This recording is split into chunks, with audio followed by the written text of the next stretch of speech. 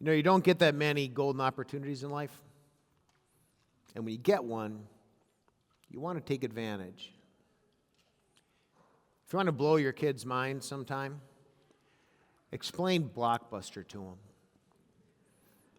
There was a time once where if you wanted to watch a movie that wasn't on TV or you want to play a video game you didn't own, you actually had to get in your car, you had to drive to a store called Blockbuster or some other store. And there you'd go and you would kind of look at all the different options. And oftentimes you kind of had one movie you wanted to get, but you remember they were always out of it.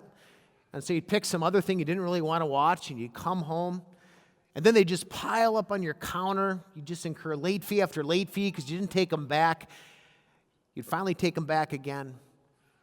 The whole thing just sounds exhausting. And there are all kinds of different video stores, but in most of the country, Blockbuster is what they were called, and they were everywhere. But times are changing. You see, as more people got plugged into the internet, they kind of started to expect things to come to them. And so they began ordering online, and all these services came up where you were able to order a movie online and then have it come in the mail. And then you just had to either mail it back or take it to another store. And Blockbuster, they wanted to try to find a way to keep their monopoly on it. And so they put something in place called Total Access. Did you remember that? The deal was you could order a movie online, they'd mail it to you, you'd watch it, and then you'd return it back at a Blockbuster. And then when you returned it at a Blockbuster, you'd get a free one. And it cornered the market. And all these startups, all of a sudden, they began to lose their businesses. And it seemed like they cornered the market once more. But then, in 2007, a guy named Reed Hastings approached Blockbuster. He was the president of a company that had been challenging them, and he had a deal for them. He said that they would take over the program Total Access. People could still then get their movies, and then they'd get them sent in the mail, and they'd take them to a Blockbuster. They'd work together. They wouldn't have to compete against each other anymore.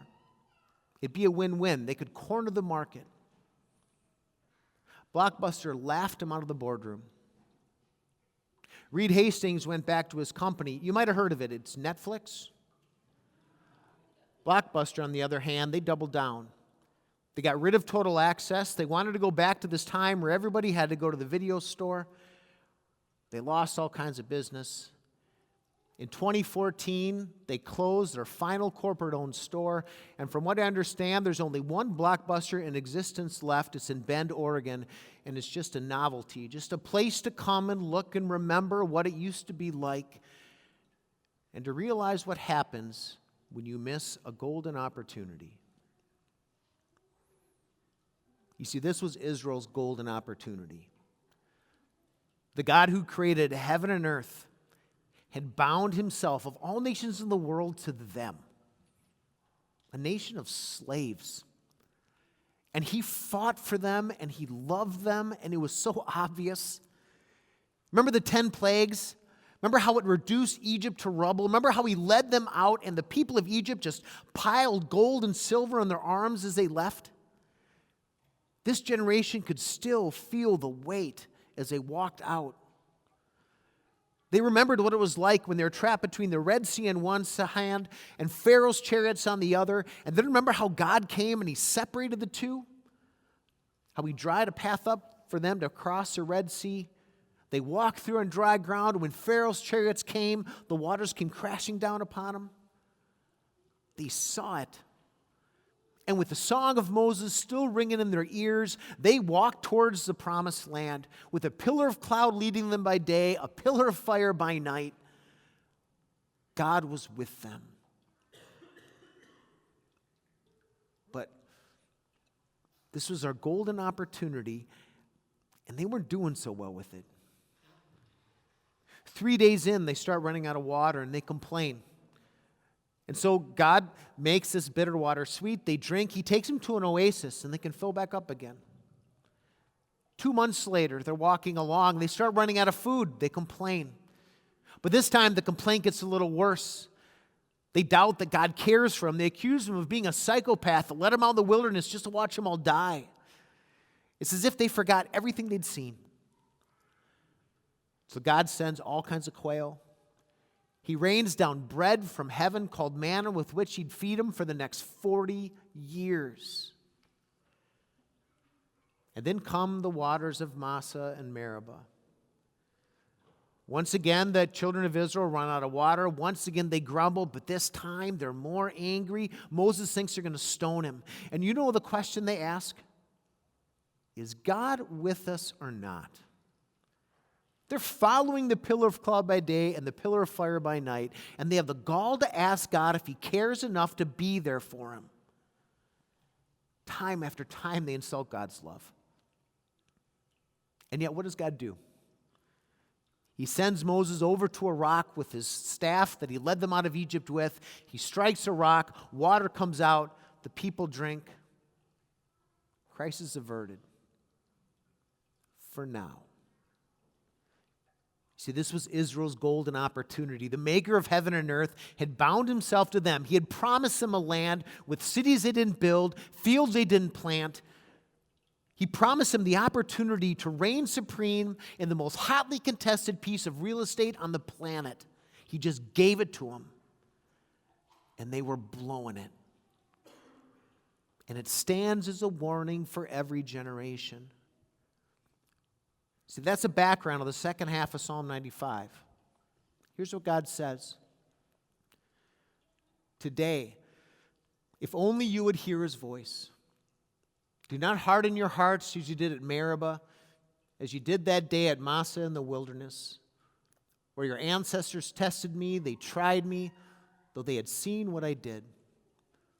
For 40 years I was angry with that generation. I said, there are people whose hearts go astray, and they have not known my ways. So I declared on oath in my anger, they shall never enter my rest. God cared for them. God fought for them. God did miracle after miracle for them. And what do? They try him time after time, always grumbling and complaining and accusing God of being a psychopath who led them out in the wilderness to die. They actually fantasized about being in Egypt as if it was Disneyland. They had forgotten. They tested God by doubting him time after time, no matter what the promise. They always found a way to doubt it. No matter what God showed, they always find a way to doubt it the next time. And they hardened their hearts. God just stood there with his hands out wide, wanting to gather them in, and they kept pushing him away. What was he supposed to do? You know, if you love someone, you want them to love you back, don't you?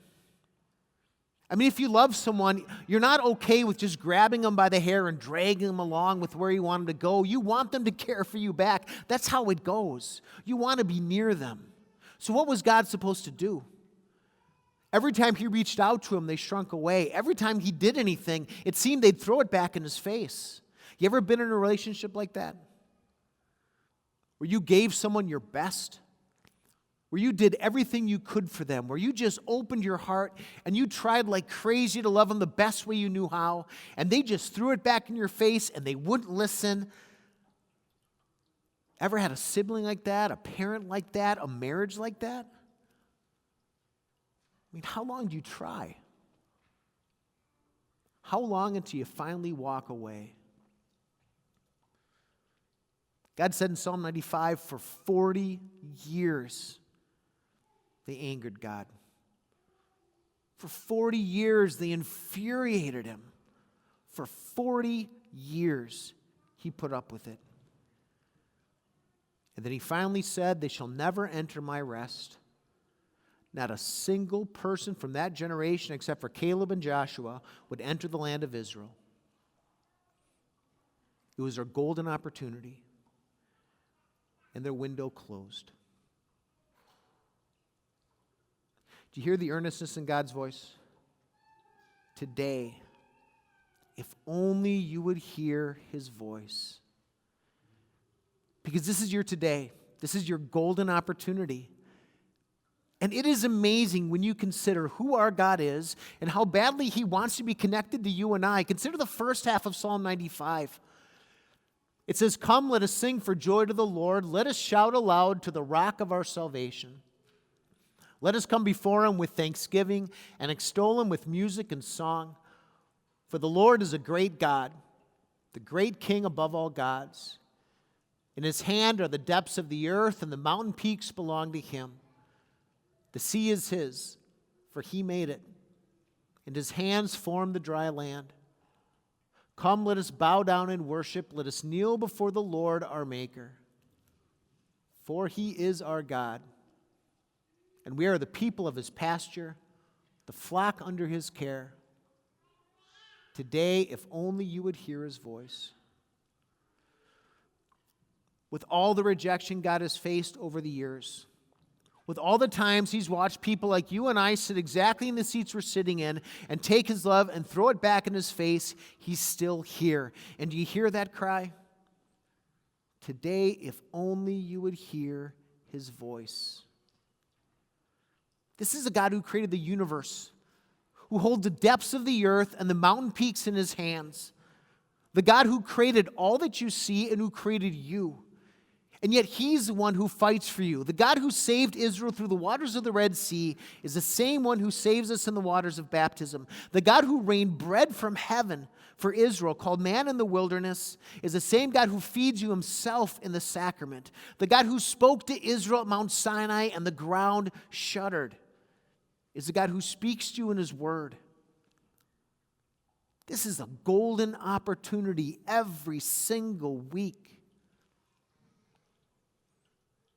And it isn't amazing how we always find a way to try him. No matter how God blesses us, no matter what he gives us in life, don't we have an amazing way of kind of looking past that blessing and seeing the thing God hasn't given me? The one thing God gave someone else that I think I deserve more than them. And instead of focusing on all the good thing God gives me, I just focus on the one thing that's missing.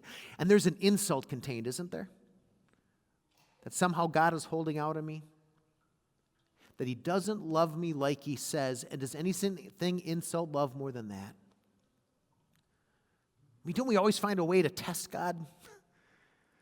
No matter what the promise, we find a reason to doubt. No matter what the situation, we find a way to believe that it's not going to be true for me in this situation. And once again, we doubt that God is a God who does what he says and call him a liar. God opens his heart to us. He puts himself out there generation after generation. And how many times do we sit there and we don't want to hear it? Or we're distracted because we've got something else to do. Or for one reason or another, instead of hearing what God says to us, we focus on something else. This is our golden opportunity. And too often, like too many people before us, we find ways of throwing it away. And yet, he's still here. See, at some point our today is going to end. At some point our golden opportunity goes away. That's not the surprise. But the surprise is that he's still here. Like literally right here. Which makes our little gatherings pretty amazing. Don't you think? I mean, week after week we gather together and it's the same drill, huh? I got here early this morning to get ready for everything and the snowplows are out in the parking lot. The pastor is trying to get his thoughts together. The musicians are practicing, getting ready for worship. The ushers gets the light on. The doors are opened, and off we go, huh? And isn't it funny how every week we kind of change? Even if it's the same faces. Sometimes we're distracted. Sometimes we're hurting. Sometimes we're numb.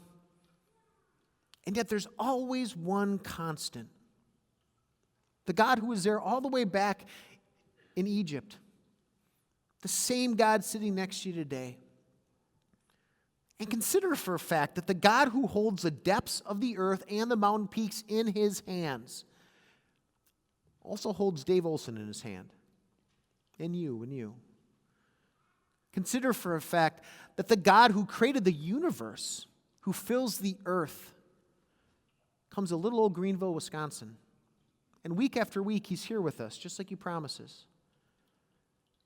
Consider that for as much as we grumble, God hears these grumbling and these complaints, and what does he do? He forgives us, nails it all to the cross, and he actually hears our requests.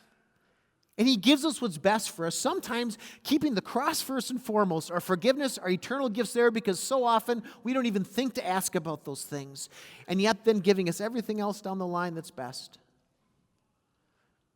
He watches as we test him, as we doubt him, and he chases away our doubts by giving us promise after promise after promise. He watches as we harden our hearts, and he comes through the power of his word, and he works faith. Leads us to believe that this God who led Israel through the Red Sea is a God who leads us through life. It's a pretty amazing thing we've got here, where week after week we have a chance to sit here and a God who loves us gives us his best. This fall we were driving through my old neighborhood, and without noticing it, I drove by the Blockbuster that I bet you I went to over 100 times, sometimes twice in the same day. And now it's a Wingstop and a Great Clips. And when I drove by, I had to do a double take. I didn't even recognize it for a second. And then it just brought me back, and I can just remember that like yesterday, can you? Walking into the store, seeing those placards for the movies, wanting to see the new release, finding out they didn't have any more left, walking out with something you didn't want to watch anyways. All those movies piling up on the counter you never took back. Boy, it seems like it was yesterday, but it is yesterday. That's how it goes. Today comes and today goes. And at some point, our today will be a yesterday too. That's always how it works. But with God by our side, we have eternity. I don't know if you know this, sometimes in the Psalms, the most important part is smack dab in the middle. And do you know what phrase is the exact middle of Psalm 95? It's "for he is our God." If that God were a manipulative God, we'd have reason to run. If that God were a tyrant, we'd have reason to hide. If that God were a liar, we'd have reason to dismiss and ignore him. But he's the opposite of all those things. He's the God who led Israel through the wilderness. He's the God who sent his son to live, die, and rise for you. He's the God who's sitting right next to you at this moment. He's a God who is going to feed you the body and blood of the Son of God in the sacrament in a few minutes. That's the God you have. And every time we get together, he binds himself to you in love and in promises. This is your golden opportunity. Amen.